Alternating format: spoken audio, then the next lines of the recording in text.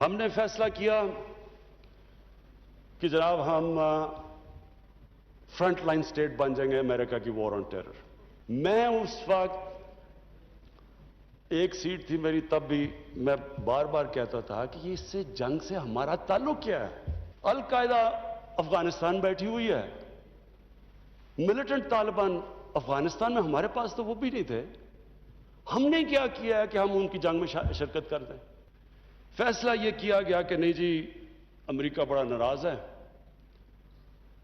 لفظ استعمال کیا میں ہوں گے کہ وونڈڈ بیئر ہے، کس طرف بھی ہاتھ مار دے گا، ہمیں کچھ بھی کر سکتا ہے، اس لیے ہمیں اس کی مدد کرنی چاہیے۔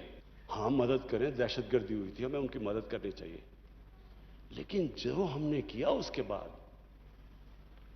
کوئی قوم کسی اور کی جنگ میں شرکت کر کے 70,000 اپنے لوگوں کی قربانی دیتی ہے، $150 ارب اپنے ملک سے، اس سے بھی زیادہ گیا ہوگا، ہمیں پتہ ہی نہیں ہے۔ جو وہ کہتے رہے ہم کرتے گئے، لوگ اپنے وہاں پکڑا دیے، ان کو پکڑ کے گوانٹانامو میں بھجوا دیے۔ انہوں نے حکم کیا کہ آپ جا کے ان کو اپنی فوج بھیجو قبائلی علاقے میں۔ چند سو القاعدہ کے پیچھے ہم نے اپنی فوج بھیج دی قبائلی علاقے میں، ادھر سے وہ ڈرون اٹیک کریں، وہاں ہمارے شہری مر جائیں، ادھر ہماری فوج جس کو پتہ ہی نہیں کہ کس کے پیچھے جا رہے ہیں، ہمیں پتہ ہی نہیں ہے کہ دشمن کون ہے، دوست کون ہے۔ امریکہ ہمارا دوست ہے؟ کبھی یہ سنا ہے کہ آپ کا دوست اپنے ملک میں بمباری کر رہا ہو؟ کہ دنیا میں یہ سنا ہے کہ آپ کے ملک میں ڈرون اٹیکس کر رہے ہو؟ آپ کا اعلان ہے۔ اچھا، وہ جو لوگ مرتے تھے، جن کے بیوی بچے مرتے تھے جب بم پھٹتا تھا، وہ جا کے وہ بدلہ کس سے لیتے تھے؟ وہ پاکستانی فوج اور پاکستان سے، دونوں طرف پاکستانی مر رہے ہیں۔ اسپیکر صاحب، ہمارا 30 سال سے بیٹھا ہوا ہے لندن کے اندر ایک دہشت گرد، اس کو ڈرون ماریں گے تو کیا وہ اجازت دے دیں گے ہمیں؟ اب سوچیں اگر انگلینڈ میں ہم ڈرون اٹیک کر دیں اس کے اوپر تو کیا اجازت دیں گے وہ ہمیں؟ ہم نے اپنے آپ کو ذلیل کیا، ہمیں دنیا نے نہیں ذلیل کیا، ہم نے ذلیل کیا اپنے آپ کو۔ اور اسپیکر صاحب پھر ہم کہتے ہیں کہ ہماری دنیا میں جی عزت نہیں ہے۔ جب اسامہ بن لادن کے خلاف آپریشن کیا ایبٹ آباد میں اسپیکر صاحب اوورسیز پاکستانیوں کو جانتا ہوں، جتنی ذلت اوورسیز پاکستانیوں کو، لوگ کہتے ہیں ہم چھپ گئے، ہم دنیا کو فیس نہیں کر سکتے تھے کہ پہلے تو ایک آپ ان کے لیے لڑ رہے ہیں جی ہم آپ کی فرنٹ لائن سٹیٹ ہے، اور پھر جناب جب اس کو یہاں مارا تو کیا ہمارا اہلا ہے ہمارے اوپر اتنا اعتماد نہیں کرتا تھا کہ ہمیں کہہ دے کہ آپ کریں؟ تو کیا وہ ہمارے دوست تھے یا دشمن تھے؟ بسم اللہ الرحمن الرحیم۔ السلام علیکم، میں ہوں محمد عثمان اور آپ دیکھ رہے ہیں پروگرام حرفراز اور مقبول جان کے ساتھ۔ وزیر اعظم پاکستان جناب عمران خان صاحب نے آج قومی اسمبلی کے اندر اپنی تقریر کی، اور میرا خیال ہے کہ ان کی پہلی تقریر ہے کہ جو بغیر کسی رکاوٹ کے اور شور شرابے کے انہوں نے مکمل کی۔ بہت اہم باتیں اس تقریر کا حصہ تھیں۔ اس تقریر کے بعد جو باتیں ابھی آپ نے سنی ہیں، آج ہمیں سید منور حسن مرحوم بھی یاد آئے، تقریباً یہی باتیں وہ بھی کیا کرتے تھے، لیکن اس کے بعد ان کو نشانہ بنایا گیا جس طریقے سے، وہ بھی آپ کے سامنے ہیں۔ کارروائی امریکہ کے کہنے پہ کس نے کی، کیا ہوا، پاکستان کے کیا حالات ہوئے، وزیر اعظم صاحب نے کھل کر یہ بتایا، اور خاص بات ہے کہ انہوں نے یہ کہی کہ لندن میں بھی ایک دہشت گرد بیٹھا ہوا ہے، کیا برطانیہ ہمیں یہ اجازت دے گا کہ وہاں پہ ہم جا کے ڈرون حملہ کر دیں؟ یہ ساری باتیں، اس کا ہم جائزہ لیں گے پروگرام کے اندر، اور ذکر کریں گے کہ اب آنے والے حالات کے اندر امریکہ کے حوالے سے ہماری پالیسی کیا ہوگی، اور اس بیان کے بعد تعلقات کیا رخ اختیار کر سکتے ہیں، اس پہ ہوگی بات۔ ساتھ ہی ذکر کریں گے افغانستان کا کہ جہاں پہ طالبان کی جانب سے پیش قدمی کا سلسلہ جاری ہے، اور انٹرنیشنل پریس اس حوالے سے کیا خبریں دے رہا ہے، اس پر کریں گے بات۔ اور پروگرام کے آخری حصے میں ذکر کریں گے لاہور کے سرکاری اسپتالوں میں ایک جو ہے کرپشن کی عجیب داستان جو ہے وہ رقم ہو رہی ہے، اور کوئی نوٹس لینے والا نہیں ہے، اس پہ کریں گے بات۔ لیکن بڑھتے ہیں اپنے پہلے موضوع کی جانب، اور یہ سب کل بھی ہم نے ذکر کیا تھا عمران خان صاحب کا۔ کل انٹرویو دیا انہوں نے چین کے ٹی وی کو، اور آج انہوں نے قومی اسمبلی کے اندر ایک پالیسی سٹیٹمنٹ دی ہے اپنی۔ یہ جو حالات ہیں، اور خاص طور پر ہم جب آج یہ بات کر رہے ہیں کہ جو دہشت گردی خلاف جنگ ہماری جنگ نہیں تھی، لیکن ہمیں تو یہی کہا جاتا رہا کہ یہ جنگ امریکہ کی نہیں، ہماری بھی جنگ ہے، تو اب جب کہ آج ہم اس کا جائزہ لے رہے ہیں اور ہم نے اس کا نقصان بھی اٹھایا ہے، تو کیا اب ہوگا؟ کیا ہم کیا ان لوگوں کے خلاف کارروائی کریں گے جو اس جنگ کا حصہ بنے؟ 20 سال کی تاریخ دہرائی ہے، اور 20 سال کی تاریخ میں اس وقت عمران خان صاحب نے جو گفتگو کی ہے، اس ملک میں چند لوگ تھے جو گفتگو کرتے تھے 2001 سے لے کے آج، منور حسن ان میں سب سے آگے آگے تھے. اور مجھے یاد ہے اچھی طرح کہ جب 2001 جنوری میں میں نے 2002 کی جنوری میں نے پہلا کالم لکھا تھا، اس وقت سے لے کے 20 سال تک تقریباً یہی بات کرتا آ رہا. اس کے اپنے جو بھی مسائل ہوتے ہیں. 3 بنیادی لوگ ہیں جنہوں نے پاکستان کی اس ساری کی ساری 20 سالہ جو دور کے اندر تباہی ہے اس کی تاریخ رقم کی ہے. ایک تو وہ لوگ جو اس وقت ہیلم آف افیئرز پہ بیٹھے ہوئے تھے اور جن کو اس چیز کا اندازہ ہی نہیں تھا کہ ہم اس سٹیپ کو لینے کے بعد اس ملک کے ساتھ پیتے ہی کیا. ان میں جنرل پرویز مشرف جو ہے وہ پہلے نمبر پہ ان کا آتا ہے. اس نے پاکستان کی عوام، یہاں تک کہ میں کہہ سکتا ہوں کہ پاکستان کی افواج پاکستان کے جنرل فیلنگز کے خلاف فیصلہ لیا تھا. ورنہ جو ان کے اوپر جتنے حملے ہوئے تھے وہ سرفس سے ہوئے تھے، پاکستان سے نہیں ہوئے تھے. اس کا مطلب تھا کہ ایک فیلنگ کسی خلاف تھی.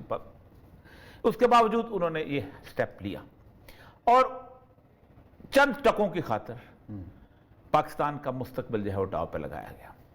آپ سوچ سکتے ہیں کہ افغانستان میں اتنے لوگ نہیں مرے جتنے لوگ جو ہیں وہ پاکستان میں شہید ہوئے. اتنے وہاں شہید نہیں ہوئے. آپ سوچیں کہ 14 لاکھ عراق میں مرے ہیں. پھر یہ جو 20 سال کی جنگ ہے عثمان صاحب، اس نے یہ ثابت کیا ہے، اور تاریخ 20 سال کے بعد عمران خان صاحب آپ نے آج بڑی اچھی باتیں کی، لیکن تاریخ ایک اور فیصلہ کر چکی ہے. اور تاریخ یہ فیصلہ کر چکی ہے کہ 2 ملکوں میں امریکہ داخل ہوا تھا. ایک ملک وہ تھا کہ جس نے 1920 کے اندر 22 کے اندر جب انگلینڈ آیا ہے تو اس نے ایک شاندار قسم کی ویسی ہی آرمی بنائی تھی جیسی آرمی برٹش آرمی تھی. اس آرمی کو 1932 کے اندر 6 جہاز دے کے ایئر فورس بنا دی گئی تھی. اس آرمی نے 1948 کے اندر عرب وار کے اندر حصہ لیا. اس آرمی نے 1967 کے اندر 6 سالہ عرب اسرائیل وار کے اندر حصہ لیا. پھر صدام حسین سے پہلے احمد حسن بکر کے زمانے روس کے ساتھ ہو گئی دنیا کی بہترین آرمی کا ایکوپمنٹ ملا اس کو. صدام دنیا کے 3 ملکوں میں سے تھا جہاں سب سے زیادہ اسلحہ بنایا جاتا ہے.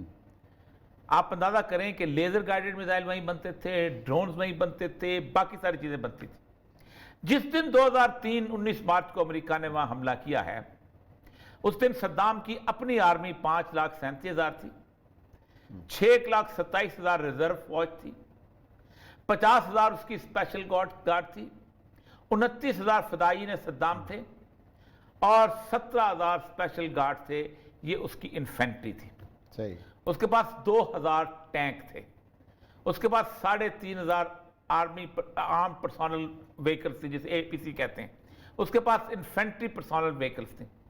اس کے پاس تقریباً 1,300 کے قریب فائٹر جیٹس تھے. اس کے پاس میزائل، ہر وہ چیز تھی جسے ایک کسی بھی آرمی کے طور پہ سمجھا جا سکتا ہے. دوسری طرف ایک ایسی حکومت تھی کہ جسے دنیا کا کوئی ملک تسلیم نہیں کرتا تھا سوائے 3 ملکوں کے، پاکستان، سعودی عرب اور UAE. ان کو ورثے میں 20 ٹینک ملے تھے اور 6 ہیلی کاپٹر اور 4 طیارے جو کہ نجیب کے گورنر، جن میں سے 4 طیارے یہ سارے جو تھے امریکہ نے ایک حملے میں ختم کر دیے تھے. ان کے پاس اور صرف 3 مسافر طیارے تھے، جیٹ طیارے، جن سے وہ لے کے جاتے تھے، اور کچھ نہیں تھا. ایک طرف 19 مارچ کو وہ داخل ہوئے ہیں. پہلا حملہ کیا انہوں نے، ایئر اٹیک کیا بغداد پہ. اس کے بعد 20 مارچ کو وہ انٹر ہوئے. 11 سے 12 لاکھ کی ڈسپلن آرمی نظر نہیں آئی. جس طرح کو چوک میں پہنچے ہیں تو وہ گر گیا. جس طرح ایک بڑی مچھلی چھوٹی مچھلی کو کھاتی ہے، الائیڈ فورسز کی بڑی مچھلی چھوٹی مچھلی کو کھا گئی. صحیح. لیکن دوسری طرف صرف 50,000 لوگ تھے جن کو ٹیکنالوجی، ڈسپلن صرف وہ یاد تھا جو خالد بن ولید کا ڈسپلن ہوتا ہے، جو سیدنا علی کا ڈسپلن تھا، جو سیدنا عمر رضی اللہ تعالیٰ کا ڈسپلن. اس ڈسپلن پہ چلنے والی آرمی آج صورتحال یہ ہے کہ 20 سال کے بعد پاکستان کا وزیر اعظم یہ ایکسپٹ کرتا ہے کہ ہم اسٹریٹجیکلی رانگ تھے. اس سارے اسلحے کے اندر، اس سارے اسلحہ کہنا سارے معاملے کے اندر خدا نہ خواستہ یہ شکست جلد ہو جاتی تو ہمارا حال پتہ کیا ہونا تھا؟ جو امریکہ نے کمبوڈیا کا حال کیا ہے کہ تمہاری وجہ سے ہمیں شکست ہوئی، اور کمبوڈیا کو انہوں نے ملیا میٹ کر دیا۔ ہم وہ چھوٹی مچھلی بن جاتے، وہ چھوٹی مچھلی بن جاتے جو عراق کی مچھلی تھی، اور چھوٹی مچھلی بڑی مچھلی کو کھا جاتی، بڑی مچھلی چھوٹی مچھلی کو۔ یہ سارے کے سارے ایشوز، اس میں 5-6 چیزیں اور آئی ہیں جو کہ ہم بیان نہیں کرتے، اور جو آج میں بیان کرنا چاہتا ہوں۔ کیا؟ اس امریکہ کے سپورٹ کے ساتھ ہم نے امریکن ویلیوز اور وہ چیزیں یہاں پر لے کے آئے ہیں۔ ہمارے ہاں موم بتی مافیا آیا ہے، ہمارے ہاں این جی او کلچر آیا ہے، صحیح ہے۔ ہم نے ٹرانسجینڈرز کا وہ قانون پاس کیا ہے پاکستان کے اندر کہ جو دنیا کے کسی ملک میں نہیں ہے، جو کہ صرف اور صرف ہم جنس پرستی کو بنیاد کرتا ہے امریکن پریشر پہ، کیونکہ ہم تو اس کو مانتے تھے، جس کی ڈیفینیشن یہ کہتی ہے کہ اگر کوئی ایک شخص 3 بچوں کا باپ ہے اور وہ نادرا میں جا کے یہ لکھتا ہے کہ میں آج سے خسرا ہوں، تو وہ خسرا ہے اور نادرا انکار نہیں کرتا، اور 10 سال کے بعد اس کو خسرا ہونے سے انکار ہوتا ہے تو پھر نادرا کو جاتا ہے۔ یہ ٹوٹل ہومو سیکسولیٹی کا لا ہے، دنیا میں کہیں پر نہیں ہے، یہ پاکستان پاس کر چکا ہوا ہے۔ ہمارے ہاں تمام تر ایجوکیشن انسٹیٹیوشن سے مذہب کی تعلیم کو کھرچ کے باہر نکالا گیا۔ ہمارے ہاں ایک ایسا سیکولر ماحول پیدا کیا گیا جس سے 1 لاکھ ملحد جو ہے ان ایجوکیشن انسٹیٹیوٹ سے واپس۔ یہ بڑا نقصان ہے۔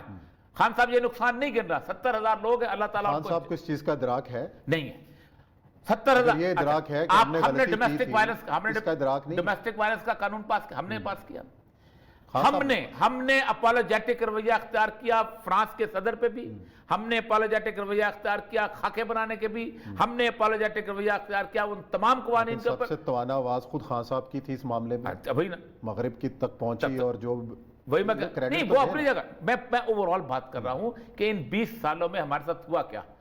ہم نے اس کلچر کو رواج دیا، ایجوکیشن انسٹیٹیوشن میں رواج دیا، ہم نے ایک ایسا ایجوکیشن سسٹم بلڈ کیا جس نے پاکستان کے ویلیوز کے اقدار کے اوپر جیسا کہتے ہیں ضرب کاری لگائی۔ اب ہم نقصان گرنے بیٹھے ہیں، کیا ہم ریپیئر کریں گے؟ ہاں یہ سوال ہے نا کہ اب کیا؟ اب ہم نے غلطی اپنی مان لی کہ یہ غلطی ہے، دین میں اب بتاؤں خان صاحب کو کیوں حوصلہ ملا ہے۔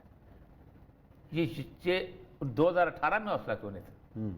2018 میں پاکستان میں نہ پاکستان کی فوج کو یقین تھا، نہ پاکستان کی پولیٹیکل لیڈ کو یقین تھا، اور نہ امریکہ کو یقین تھا کہ امریکہ یہاں سے نکل جائے گا۔ آپ پاکستان کے ٹیلی ویژن کے 2014 میں فیصلہ ہوا نا اوباما کا، پاکستان کے ٹیلی ویژن چینل کے ہر اینکر کو اٹھائیں، میں اینکر ہی چھوڑ دوں گا اگر وہ کہتے ہوں کہ امریکہ چلا جائے گا یہاں سے۔ نجم سیٹھی سے لے کے نیچے تک کوئی اٹھا لے، بڑے سے بڑا اٹھا لے۔ تو یہ کہتے ہیں امریکہ چلا گیا تو وہاں پہ خون کی ندی، وہ میں بتاؤں گا۔ اب یہ ایک اور، یہ اتنی ان لوگوں کی، آج میں ایک صاحب سے اتنی بڑی خواہشات ہیں لوگوں کی، اتنی بڑی کہ اچھا چلیں اسی بات کو آگے بڑھاتے ہیں۔ ایک آج تصویر بھی شائع ہوئی انٹرنیشنل میڈیا کے اندر کہ طالبان کے خلاف لوگوں نے ہتھیار اٹھائے ہیں، اس کی حقیقت کیا ہے یہ پوچھتے ہیں بریک کے بعد آئیں گے اور اس بات کا جائزہ لیتے ہیں۔